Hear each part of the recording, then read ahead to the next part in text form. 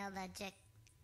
Buy it, use it, break it, fix it, trash it, change it, mail, upgrade it, charge it, point it, zoom it, press it, snap it, work it, quick erase it, write it, cut it, paste it, save it, load it, check it, quick rewrite it, plug it. Hello, and welcome back to another episode of Tech TV. On today's episode, we've invited Professor Matthew Newman to join us and discuss the past, present, and future of virtual reality. Professor Newman teaches the virtual reality course and some other film courses and TV courses here at OCC.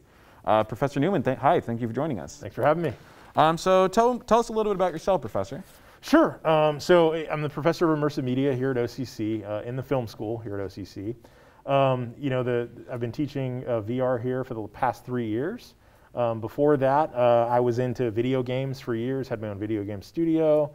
I was into interactive simulations, building things in VR for activations for things like Comic-Con and events for years. And before all of that, I got started doing art in LA for record labels and things like that. So I kind of evolved from graphic design and art into VR, where we are now. So, yeah. Wow, so you've kind of done it all, haven't you? Yeah, been around.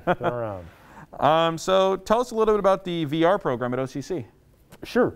So our VR program is really awesome for, we are a small school, but we have equipment that rivals a lot of the bigger schools, and we use industry-grade equipment too. So the tools that you're learning in this program, even though it's a 2-year certificate program, is the type of stuff that you will easily be able to use in any big-time studio job or whatever you're using. They all use the same tools. So everything from motion capture to the game engines to the headsets, we have it all. Oh, wow, that's amazing. Yeah, it's really Sounds like you're really passionate about it too, which is yeah, really fun. it's awesome. It's really rewarding for sure. So what exactly, for those of us who don't know, what exactly is virtual reality and when was its inception? Sure. So virtual reality really kind of hit the mainstream around 2013, 2014 when the Oculuses came out, invented by Palmer Luckey, who started it. From there, it kind of gained a lot. It was kind of up and down for a couple of years, but it gained a lot of traction when consumer-grade headsets started coming out at a lower price point. It used to be you'd have to hook it up to a high-powered computer. The cost of entry was really, really high to get in, thousands of dollars. So a lot of people weren't in there, just kind of niche people who loved it were.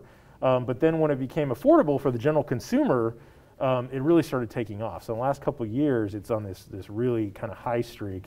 Form factors are getting smaller, the equipment's getting better, cheaper, and faster. So you're getting better experiences for lower price of entry. Oh, that's really exciting. It's really cool. It's totally cool. What would you say the current virtual reality landscape looks like? I think it's growing at a really accelerated pace right now. Facebook announced the metaverse, so did Microsoft. Everybody else has their metaverse concept that they're creating. And what that is a digital world that people can basically live in, work in, have entertainment experiences in, have social experiences in, all that kind of stuff. This whole digital world concept is really kind of taking the world by storm right now. And it's not just in VR, it's also in AR. It's kind of ubiquitous between both platforms, AR being a layer around a reality, where virtual reality, you're immersed in it. But really, really cool to see where it's going, for sure. Yeah, for sure. It's really exciting stuff, and it feels like we're living in the future. It is. Everything's going to change in the next 5 years. All right. So other than gaming, what do you think virtual reality can be used for? It's used for a variety of experiences. Personally, I've seen it used in biomedical training, especially for like doctors learning how to use medical devices. For people learning how to, if you want to learn how to drive a boat, you want to learn how to fly a plane, operate, machinery. I've seen it used for training for trains, like people actually work on trains, use it.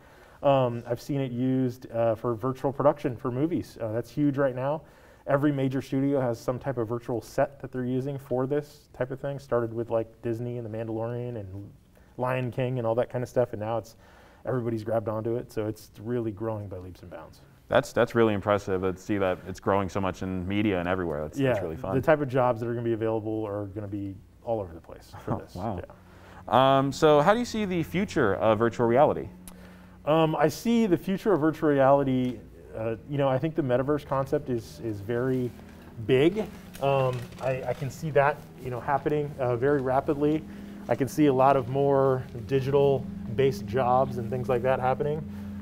Just to segue a little bit, so in our program here, we teach a lot of VR experiences and VR tools, and one of the tools we use for people who are learning VR or 3D creation, which is a big part of VR, learning 3D, is a tool called Adobe Medium, which is a really, really great kind of entry point for people that are trying to learn how to create 3D experiences. Before, it would take this huge learning curve to learn how to make something in 3D. But now you can just pick up a headset, put it on with some controllers, and start building stuff in 3D. I have David here. David, you want to come out? He's one of our tech professionals here at OCC. He teaches a lot of the students how to use the equipment. He's going to show you how to use the Oculus headset with Adobe Medium to create something. David, why don't you put that on? And what's really great about this tool is you can kind of iterate on the fly. You know, before, there never really has been a program that lets you create 3D objects so quick and seamlessly. It is rough, but it's meant to be that way. It's meant to prototype things and kind of get an idea of what you want to make and then export it out and refine it and take it further. But I know a lot of people that are using it for things like prototyping, like in the toy industry. A lot of people will prototype to start building stuff right away. Looks like he's having, there we go.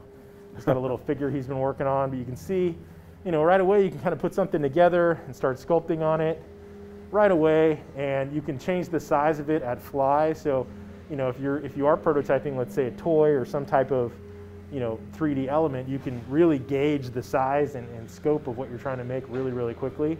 He's just kind of, you know, throwing something together here, but really, really cool stuff. You can use it in a variety of ways. The amount of control he has in that program is really amazing. I mean, I like the little figure he's made too. yeah, it's pretty cool. I see a lot of set designers using it, like I was saying. A lot of prototypers are using it. I know somebody in Hollywood who uses it to build cockpits, you know, as he sits in a chair. A lot of really, really cool stuff, but it's definitely the future. Well, that's going to do it for time today. Thank you, Professor, and thank you, David, VR expert over here, for joining us today. I've been Brandon Huggins for Tech TV. Thanks for tuning in. We'll be sure to see you in the future.